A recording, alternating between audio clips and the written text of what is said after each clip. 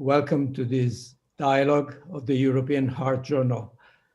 I'm Carlo Patrono, Associate Editor responsible for the weekly journal scan section of the journal. Co-hosting this dialogue with Professor Baigent are the key members of the weekly journal scan team. Associate Editor Giovanna Liuzzo, who is Professor of Cardiology at the Catholic University School of Medicine in Rome, and Associate Editor Massimo Volpe, who is Professor and Chair of Cardiology at the Sapienza University of Rome. Today we have the privilege and pleasure of talking with and listening to one of the leaders in cardiovascular medicine, Colin Baigent, who is Professor of Epidemiology at the University of Oxford. Professor Baigent has been involved in the design and implementation of some of the most important trials in the cardiovascular field, assessing novel treatments for cardioprotection as well as renal protection. Also, he has coordinated several treatment trialists collaborations aimed at summarizing the evidence on the efficacy and/or safety of pharmacological interventions of cardiovascular interest, including antiplatelet, lipid lowering, blood pressure lowering, and non-steroidal anti-inflammatory drugs, just to name a few. Currently is chairing the European Society of Cardiology Clinical Practice Guidelines Committee. So Colin, thank you very much for accepting our invitation. And would you like to share with us and our readers your personal experience in linking these fundamental elements of evidence-based medicine? Sure. Thank you very much for asking me to talk and to have this discussion with you today. I started off originally reading mathematics, and when I came to medicine as a second degree, I was very interested in epidemiology, naturally, interested in the numbers around medicine.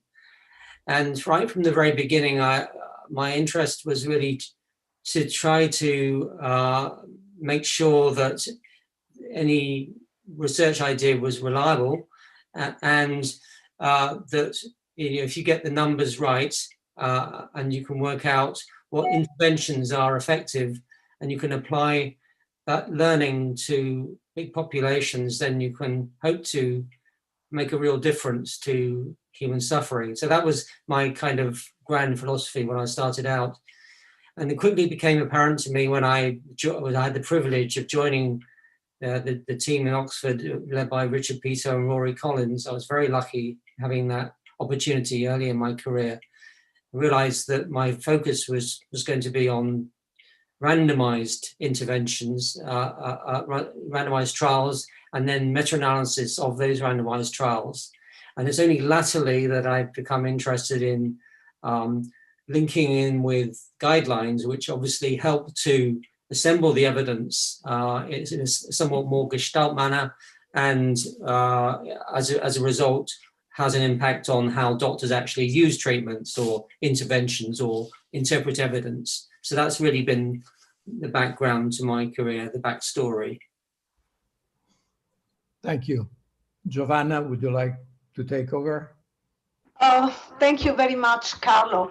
This is a great opportunity for me, I think, for our readers.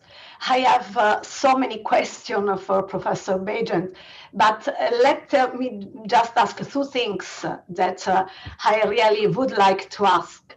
The first, during the COVID-19 pandemic, so-called platform trials such as Recovery, but also Solidarity, have played a very important role in providing a rapid answer to clinically relevant questions on the efficacy and safety of several proposed drugs for the treatment of the disease and the prevention of its serious complications. Would you like to comment on the pros and cons of the adaptive design and other features of these trials for us? Sure. Well, I should say straight away that I'm not personally involved in recovery, although it is being coordinated by Martin Landray in my own unit and Peter Horby in Oxford. But I am aware of how they prepared to launch the trial and how it's sort of evolved since then. And I think the key thing that we needed with this trial was for things to be quick. Most of the time, if you're preparing to run a trial, you can think about a timeline of months or even years before you can randomize a patient. And that wouldn't have been any good for us. We had to randomize patients whilst the epidemic was in full swing. And of course, what we now know is that it goes in waves, and we've been able to sustain recovery over a period of more than a year, each time picking up on the waves as they come through. And in order to make it quick, the protocol had to be very simple. The processes, the methods had to be very simple. So simple web-based forms to enter patients with a very minimal data collection. Simple methods for recording outcomes and simple outcomes, so mortality, ventilation, very simple. Because what we really needed to know was, among the various treatments that were being considered in this platform trial, which of them had any impact on mortality or on the need for ITU care and ventilation. And recovery has been spectacularly successful in doing that. First of all, coming forward with dexamethasone, and then subsequently, more recently, the Regeneron antibodies have been shown to be effective, and so on. But this wouldn't have been possible if it hadn't been for a number of organizations coming together and saying, right, we've got to do this very rapidly. So Martin and Peter quickly wrote the protocol, and they had contacts within senior levels within the health organizations within the UK, NHS and Department of Health. And it was possible to get everything approved within a matter of days. The MHRA approved everything quickly. And so the first patient was entered really within weeks to the trial. And this is quite unprecedented, I think, anywhere in the world. But it meant that they were able to randomize patients right from the very start of the epidemic. And what we now have is over 40,000 patients randomized over a period of a year. But in the first wave, which was the one we all remember as being dreadful, we had patients being entered very rapidly and quick answers to the dexamethasone question within the first wave. So I think the lesson is that we've got to go back in time when it was possible to do this sort of thing more routinely. If you remember back, the cardiologists remember the ISIS trials and the GC trial, that the idea that you just have simple data collection and get the answers that you want. Of course, there are downsides to doing simple trials, to doing, I prefer to call them simple or streamlined trials rather than pragmatic trials. But simple trials, they tell you something important about the management of a patient, but they will not tell you what happens to biosamples. They won't tell you something detailed about the mechanism of disease. In general, they won't do that, and they're not designed to do that. They're designed to answer a question that requires a simple design rather than something complex. Those types of studies have their place, but what we needed with the recovery was something very rapid and decisive, and that's what we got. Thank you very much for sharing with us these important insights. Now I have another question for you. Last month, you have authored an editorial in the New England Journal of Medicine about the adaptable trial. And you have praised the range of innovative and low-cost methods adopted by the adaptable investigators to simplify the identification, recruitment, and follow-up of patients. If you'd like to comment on the main features of so-called pragmatic trials that may reduce costs and enhance feasibility of conducting large trials addressing important questions, are there any drawbacks? Well, I think that, I mean, I've never been a great fan of the term pragmatic trials because it sort of conjures up this image that that you try to take a study question and embed it within the sort of mess of clinical practice. Everything is quite messy in routine care. And it's sort of the idea that it's closer to the real world is really very far from the truth. In truth, if you're running trials, doing something in a streamlined, simple way is actually quite a lot harder than doing it in a complicated way, because you actually have to think about what's really important. You have to sort of engineer your methods so that they really are neat and they give you something that is what you want, but without the surrounding mess that is we see in clinical practice. So I think that the effort that was made by PeopleNet, the organization in the US that put together the adaptable trial, was a really big step forward in trying to move towards, remember in the US, typically trials will cost hundreds of millions, if not billions of dollars. And they've rejected that and they've come up with this way of, and the key is really to find ways of connecting with patients that do not involve face-to-face contact.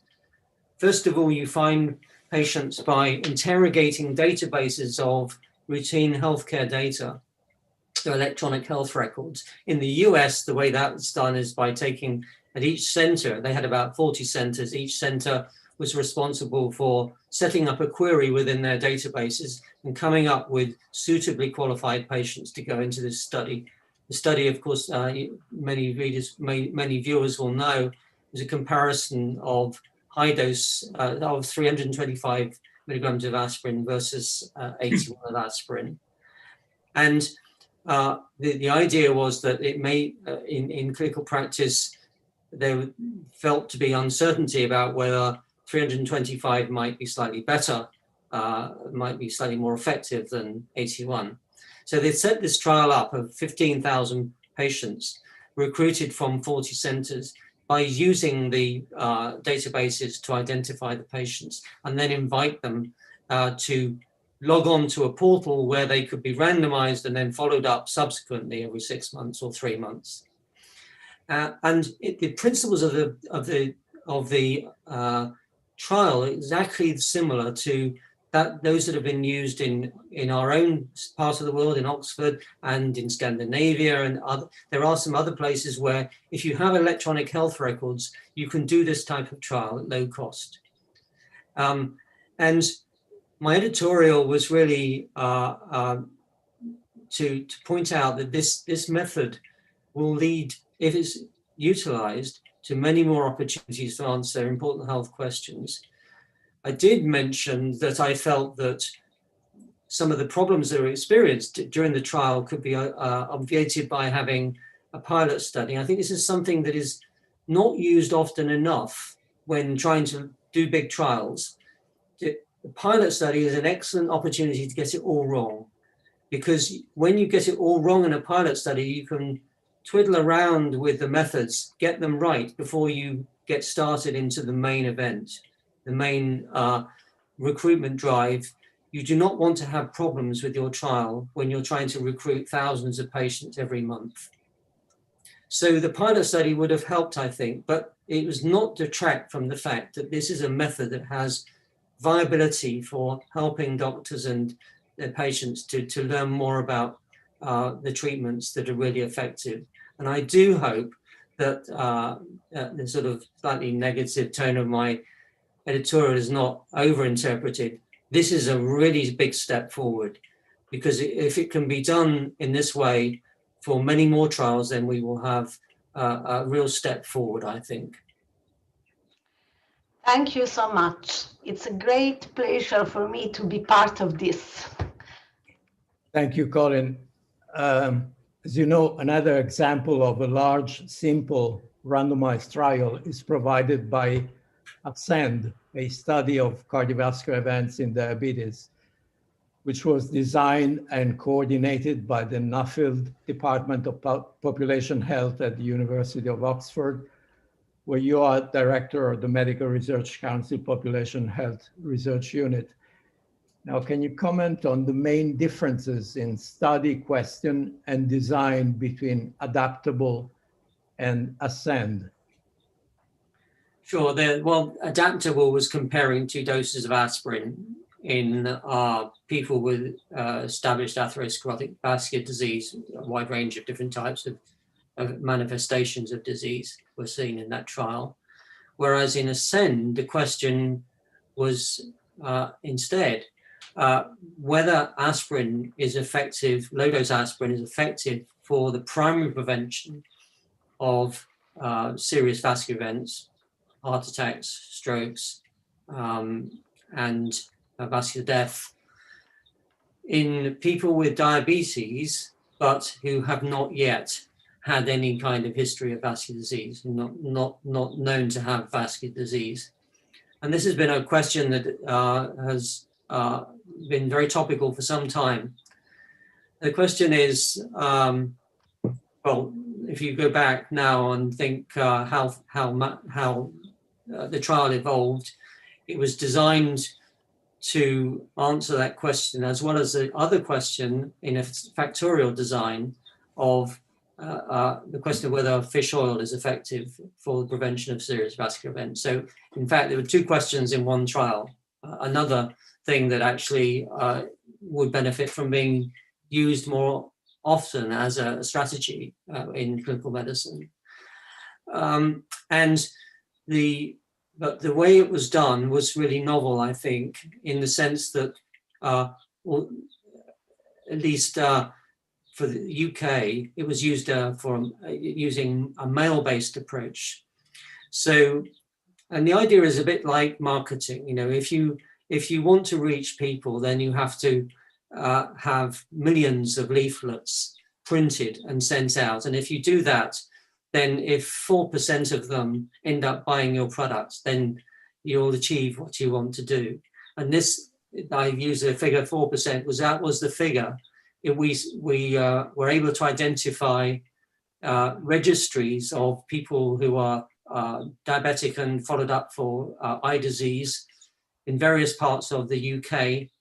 And by assembling all those registries together, we were able to identify around 450,000 people in total who were mailed an invitation to to enter into the study, and ended up out of all that, after they'd then responded to the invitation, potentially been invited to enter a run-in period, placebo run-in period, and then been randomized, we whittled that down to 15,000 randomized. So if you're thinking about designing a trial like that, you've got to have access to the 450,000 in the first place. And that's the key. To do big trials, you need to have very large numbers of people that you can invite. And if you think about it, the idea is that you don't wait for people to come through the door into your clinic and then invite them. That takes forever to do. What you have is a very big pool of people, the 450,000, that you can draw from straight away to identify your sample.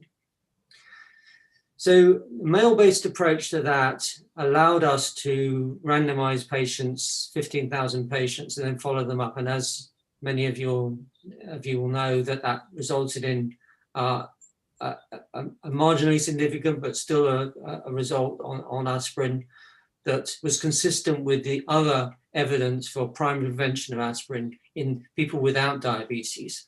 So it was a success in that sense. But it did take 6 years in total to assemble enough patients to invite. So there's plenty of scope for improving the methods. And in fact, that's what we've been carrying on with doing in Oxford. There's an ongoing interest among those who are running the trials in improving the way we identify large numbers of patients and invite them into trials to make trials more efficient. And so more recently, for example, in the Orion program that's being run, looking at inclisiran, the way that invitations are done is by seeking information about patients from NHS Digital, and then we work out which parts of the country, which hospitals have the largest numbers of eligible patients, and then focus on the large centres where there are lots of patients to invite them into the study. And so collaboration with NHS Digital has been very important as a way of making the process of identifying patients very efficient.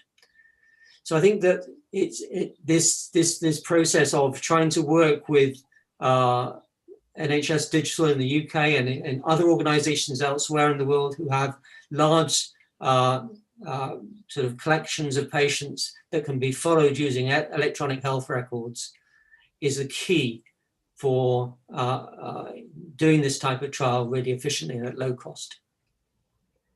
And going back to adaptable, when Giovanna and I wrote a comment, which is being published in the European Heart Journal, we noted that it was rather unusual and perhaps disturbing that no specific pathophysiologic hypothesis was put forward to justify testing a higher dose of aspirin versus a lower dose of aspirin. In other words, were they testing the hypothesis that aspirin had an effect on COX-2, which requires higher doses? Were they testing the hypothesis that aspirin was targeting a non-COX related mechanism of disease? There is no trace of any mechanistic reasoning either in the introduction or in the discussion of that paper. And we found that quite unusual. What do you think about it? Well, I do agree that it would have been helpful to have a more clear statement of why the hypothesis was assembled as it was. But I think that it is a clinically relevant question, because in the US, as in Europe, both doses are used and nobody knows which dose is preferable. So I think it's possible to have a trial that is designed to settle a controversy without necessarily having a hypothesis that is mechanistic. However, if you're going to do that, then you have to be able to say why you chose 15%, because that's what they chose. They chose to be able to demonstrate that 325 was 15% or more better than 81. And certainly the evidence from our own work in the anti-thrombotic trialist collaboration, which we'll talk about maybe later on, doesn't really support the idea that there might be differences that big between doses. Nevertheless, and we still don't know, because the way in which randomization or drop-ins occurred from the higher dose to the lower dose in adaptable really prevents us from drawing any clear conclusions from the study. I think the idea being that a 15% difference is not ruled out by the study because of that problem within the trial. One way or the other, because actually 81 might be conceptually better than 325 by sparing vascular prostacyclin biosynthesis, which we know from the COXIB and NSAID experience does seem to make a contribution to. That's possible, yes. Well, I'll wait for you to come and we can do a trial to see if we can discover that.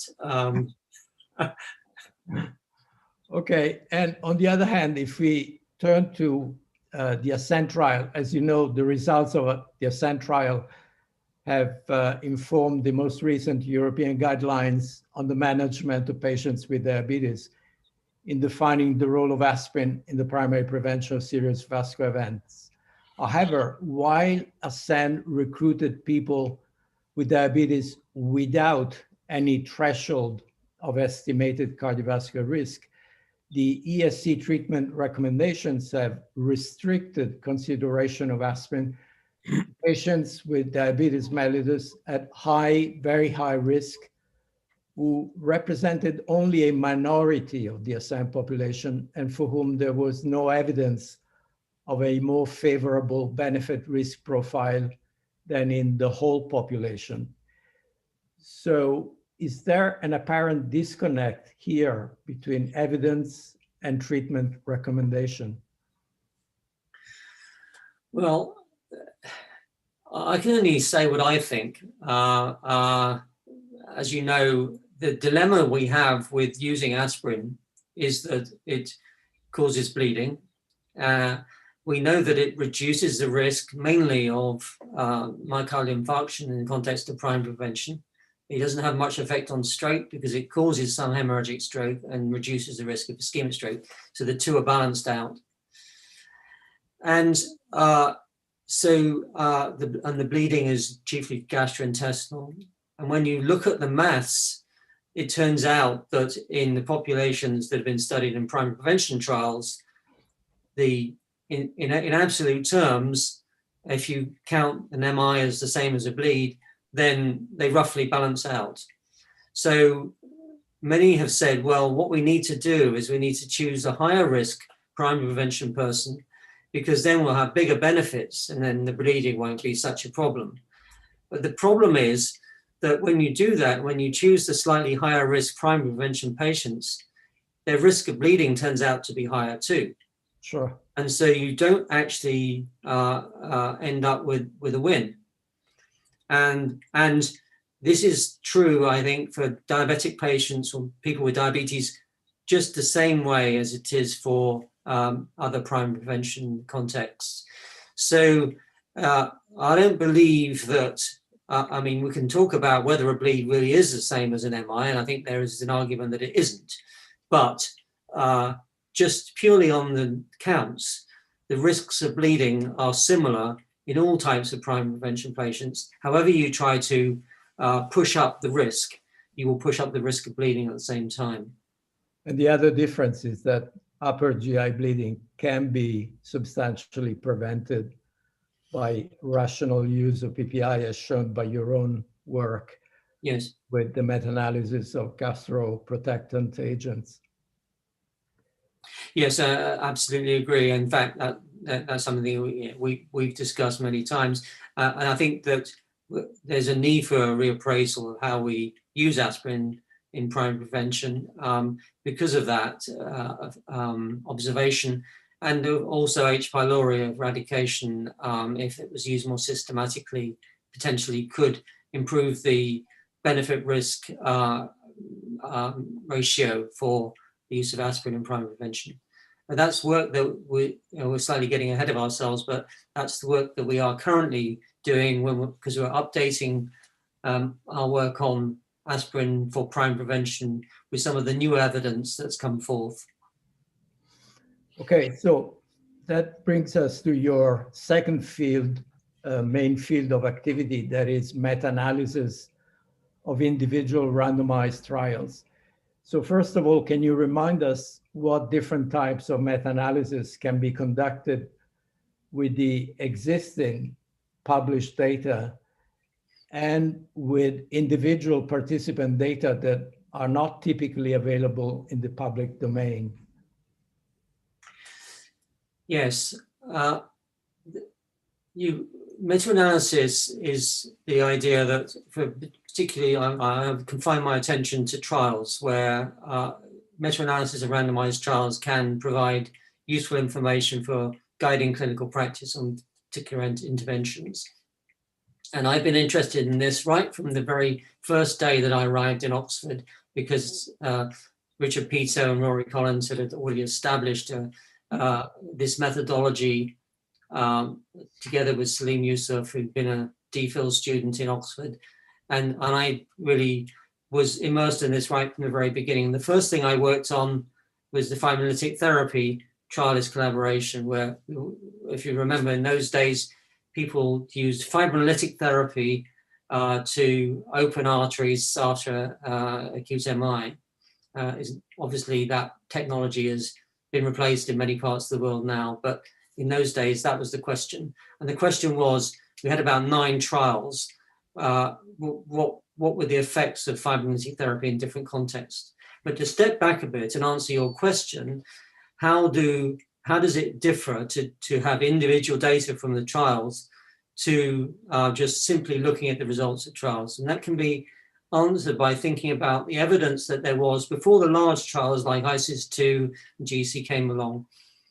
There were lots of small trials, and it was possible to just take the results from the publications and analyze those appropriately using standard meta-analytic methodology to learn that the most compatible estimate of effect of treatment was around about a 20%, from memory anyway, 20% reduction in mortality. So although it didn't prove anything, it sort of gave you an idea of what the likely effect size might be. And in the context now of some questions, it's possible to get useful information just by taking the published data for the overall effect of treatment.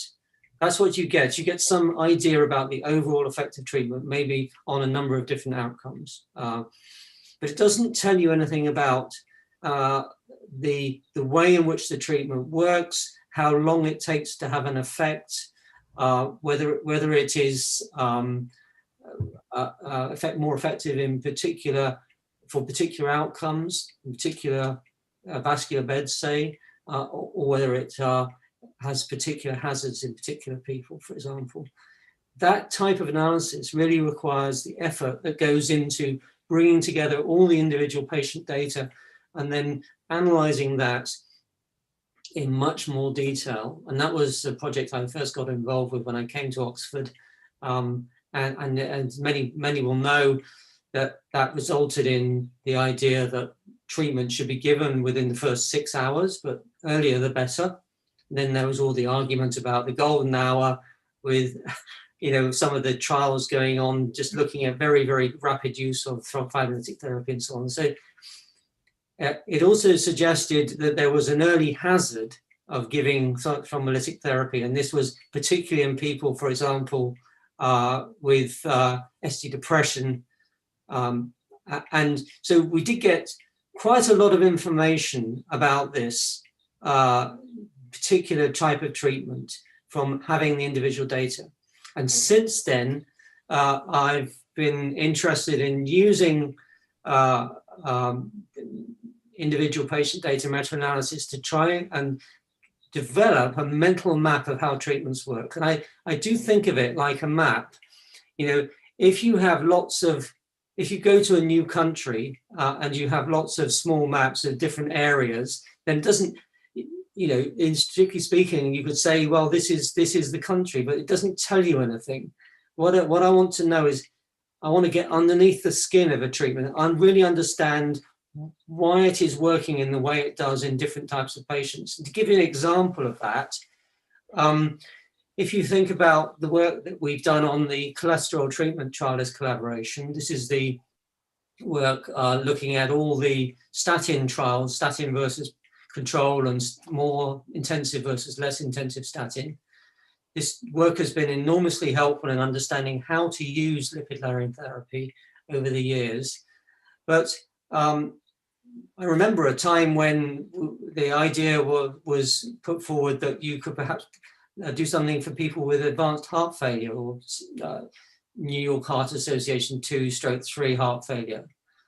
And then the results of 2 trials in succession were negative. And we were able to understand, perhaps what we should have realized before we started, is that since we know by looking very carefully from the meta-analysis that statins don't prevent the types of death that occur in this type of patient, they really only prevent atherosclerotic types of death. They don't prevent sudden death, they don't prevent arrhythmic death, they don't prevent pump failure death. We could have perhaps predicted that there shouldn't really be much of an effect in heart failure patients.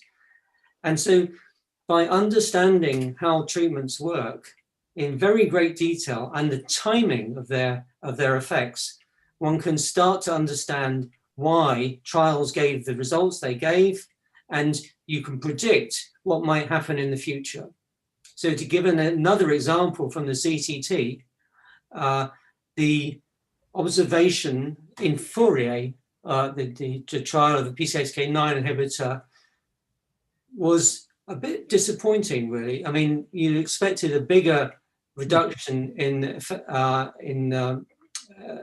coronary events in the early period than we saw because of the size of the LDL reduction. Mm-hmm.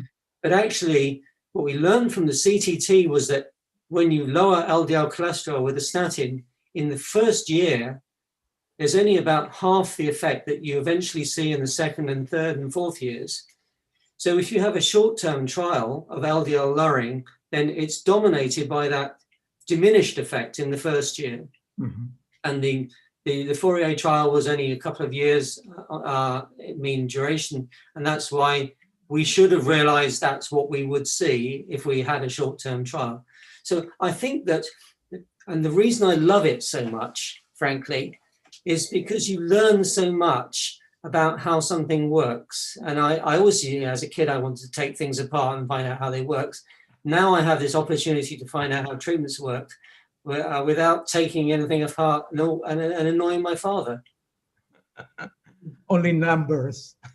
That's right. It really is like detective work. It takes forever to do, of course. I mean, several decades before we got to this stage. But in all seriousness, the amount of information we now have available about statins has had a major impact on human health. Is contributed substantially to improvements in human health. And but we wouldn't have got there if we hadn't taken the trouble to assemble the evidence in a way that could be understood properly. I think, so I don't think of meta-analysis as being a kind of mechanical process of just sticking numbers into a computer. For me, it really is a detective work. Mm-hmm. Now, typically, these kind of meta-analyses have been used to assess drug efficacy, but you have provided a very good example of how the same tool can be applied to assessing safety in the case of the whole class of non-steroidal anti-inflammatory drugs. Can you comment on this particular aspect of applying IPD meta-analysis? Yes, the so-called CNT in meta-analysis was a very good example of something that turned out to be much more interesting than I ever thought it would be. So if you cast your mind back a few years and to the time when everybody was very concerned about Vioxx, rofecoxib, and the hazards of Vioxx, and there was quite a lot of hyperbole about the dangers of these drugs. I remember somebody saying that you were flying a jumbo jet into the Twin Towers every day. This kind of thing really it just called out for trying to get a slightly more measured approach to understanding the hazards. These are drugs that are extremely important to our patients. I remember being at the Health Canada hearings about non-steroidals, about COX-2 inhibitors, and patient after patient came up to the microphone to say, please don't take these drugs off the market. Please don't. I can't get out of bed in the morning unless I take one of these drugs. So for me, the challenge is trying to get good information about the benefits of the drugs and their hazards, and to be able to tell a patient, look, if this drug is something that you want to take, this is what you have to accept in terms of hazard. So that was the reason it was important to me to get involved in this area. And what we were able to do, as you remember, you and I talked about this, was to take the trials of a COX-2 inhibitor versus a non-steroidal, a traditional non-steroidal, and look at those trials. And then we also took the trials looking at a COX-2 inhibitor versus placebo. And at first sight, you might think, well, why would you do a trial like that? These are painkillers. But it turned out that, very fortunately for us, these drugs have been studied in the context of chemoprevention and a few other conditions where it is possible to randomize patients to a placebo and a COX-2 inhibitor. So we had these two types of trials, and then we were able to compare the two results. So conceptually, if you know the difference between a COX-2 inhibitor and a non-steroidal, and the difference between a COX-2 inhibitor and a placebo, then by doing indirect comparisons, you can work out roughly the difference between a non-steroidal and a placebo. And there never have been any trials, long-term trials, of traditional and non-steroidals. But by doing this, we were able, as well as quantifying the risks of COXIBs, we were able to quantify the risks of traditional non-steroidals. And what we discovered was in line with other types of studies, but more reliable than the observational studies. We discovered that naproxen, which has a sort of aspirin-like type effect, you taught me this, so I'll say it, that the half-life of naproxen is long enough that you can get sustained inhibition of COX-1 during the treatment period. So you get a sort of aspirin-like effect, and that means that there's less of a hazard for naproxen in terms of its effects, adverse effects on MI, than we see for something like diclofenac, where the hazards are just as great as they are for high-dose COXIBs.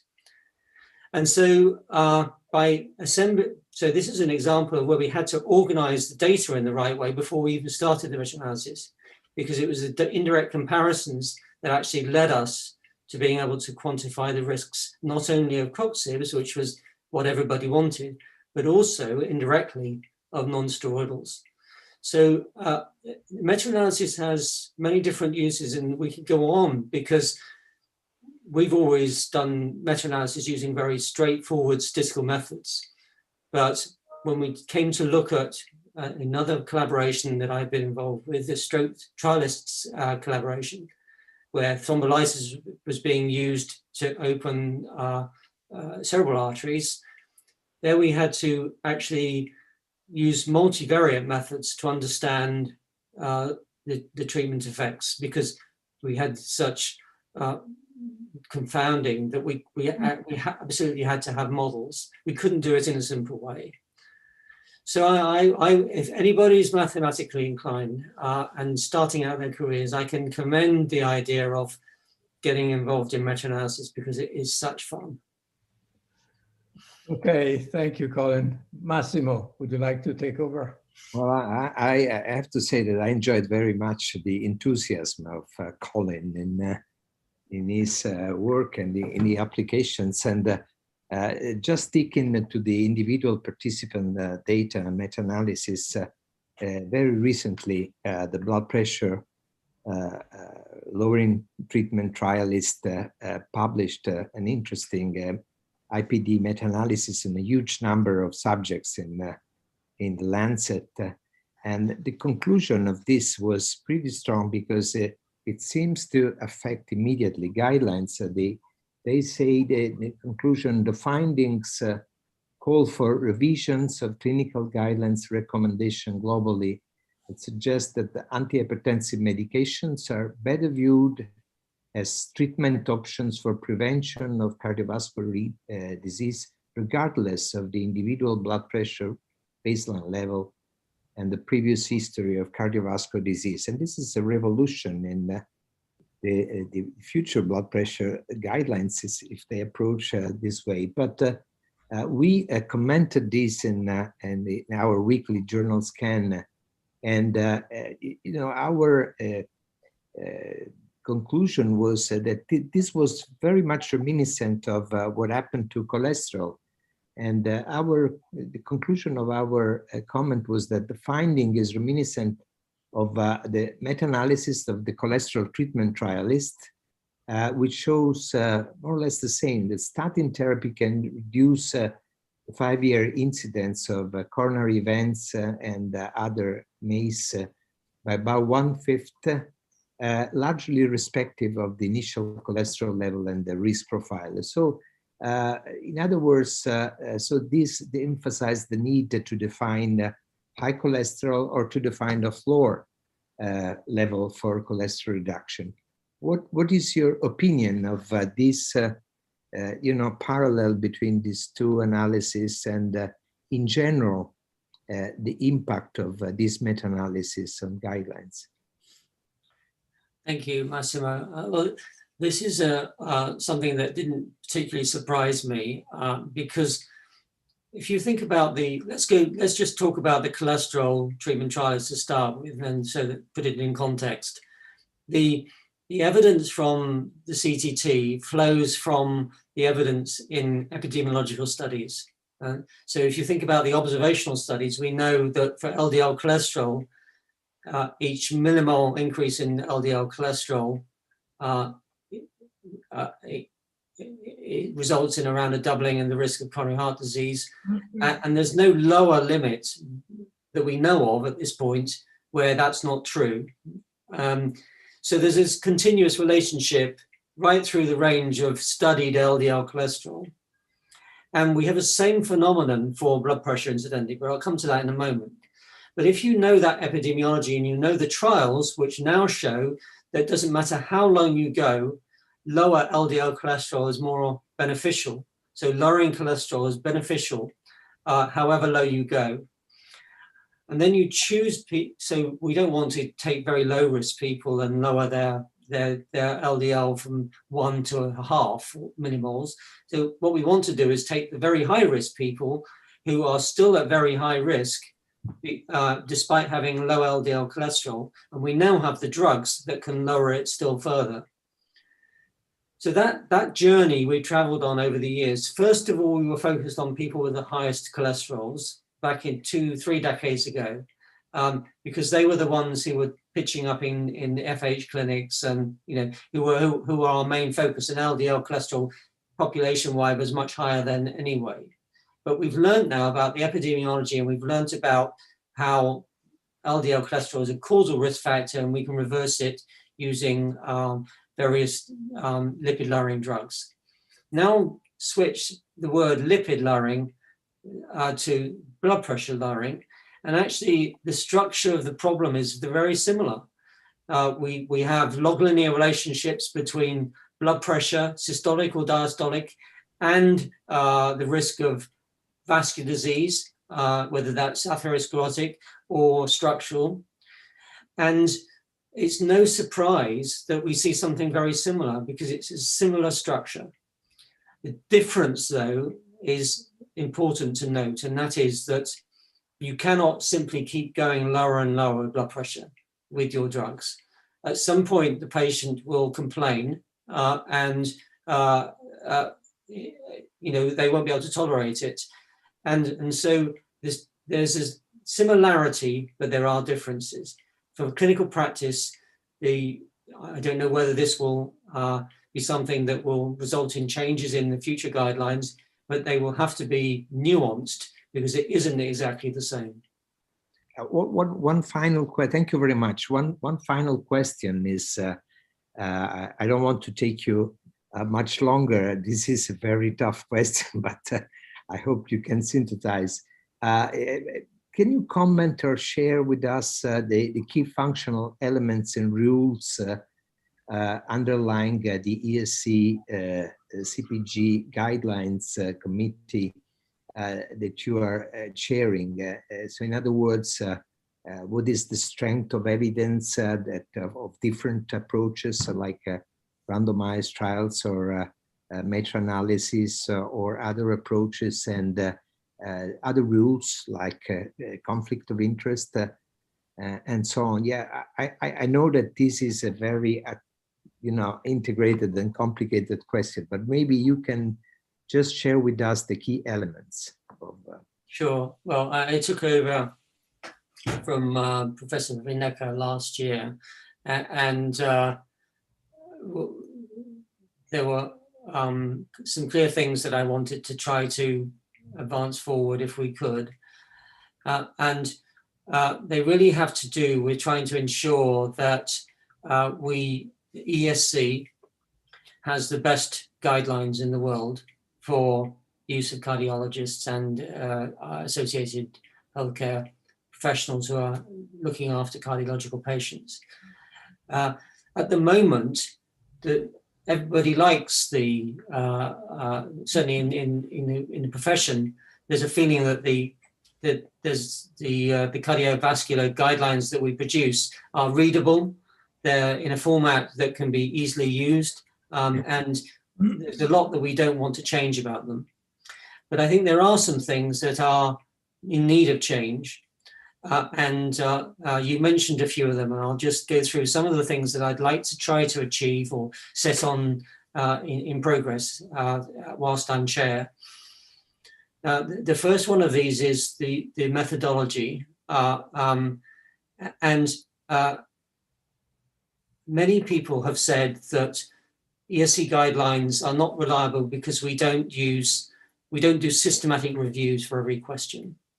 And I have to say that I don't really agree with this, because I think that for many questions, we have large trials or large studies which are on their own informative, and doing a systematic review simply assembles the bits that we know about, which are decisive, together with the bits we don't know about because we haven't done the literature searches, which are probably going to be indecisive. So I think we have to be very careful about how we marshal our resources to incorporate systematic reviews. But I think there are some cases where we should be taking a much more systematic approach to assessing the evidence that we use in our guidelines. And so as part of the effort to consider that point, we are experimenting with using the so-called grade methodology, which is used in many guidelines for one of the ongoing guidelines at the moment, pulmonary hypertension. And we'll see how that goes. We'll try and learn from it. But ultimately, I think that we want to have at least some of our guidelines using systematic approaches to the evidence to tackle particular questions that are clinically very important. And I'm thinking particularly where you have parts of a guideline where, say, a new drug or new drug class has come forward. SGLT2 inhibitors would be a very good example.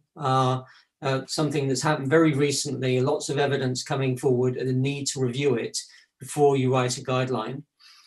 I think that typically for guidelines, we might have 1 or 2 or 3 or 4 maybe questions where we would want to have systematic reviews planned at the time of the guideline. And for the remainder, we can probably not use systematic reviews, although we do want to have a systematic approach to gathering evidence. So that's the first thing. The second thing I really dislike and I want to change is the way that we categorize the levels of evidence, because I think that the system that we have at the moment is not optimal at all. And we have situations, for example, where an observational study, a large observational study is equated with quality of evidence that we would get from a large randomized trial. And this is simply not appropriate. Observational studies can never be as dependable unless we're looking at very large treatment effects as randomized trials. And so I want to review the way we do that. The ideal way to do that, I think, would be to adopt the grade approach, which is much better in my view. But this is work in progress. We're still thinking about how we do that exactly. The second area that I think needs attention is the way in which we have an assessment of conflicts of interest. And this feeds into another area which I think needs attention, and that is how we select people for service on task forces. There's a tendency to, because the opinion leaders are opinion leaders, and we often go to them because we depend on their judgment. I think there are many younger people who would benefit from being involved in task forces and contributing. And so my aim is to try to widen recruitment for task forces in future guidelines, and that's something that the committee is absolutely behind. We also have movements within the ESC to limit financial interests to a great extent than we have done previously, for not just for the chairs of task forces, but also for task force members. So from those guidelines reporting from 2024 onwards, it will no longer be possible to serve on a task force if you have financial income from industry of more than 10,000 euros a year. And this is a big change, but it's something that I think that the public expect us to incorporate into our approach. Those are the main things that we're focused on at the moment: methodology and getting conflicts more transparent. The other way in which conflicts, I think, can be managed is to do something about at least have a slightly more rigorous voting process, so that people who have very specific conflicts within a task force are prevented from voting for particular questions when they're assembling the guidelines. This is not something that we've incorporated yet, but we're currently thinking about this and trying to come forward with proposals.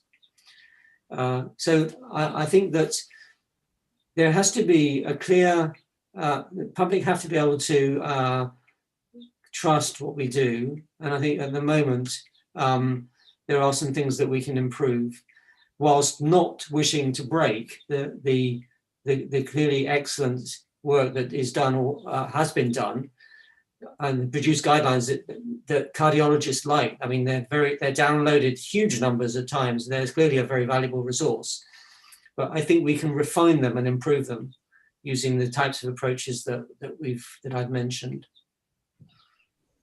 Thank you very much.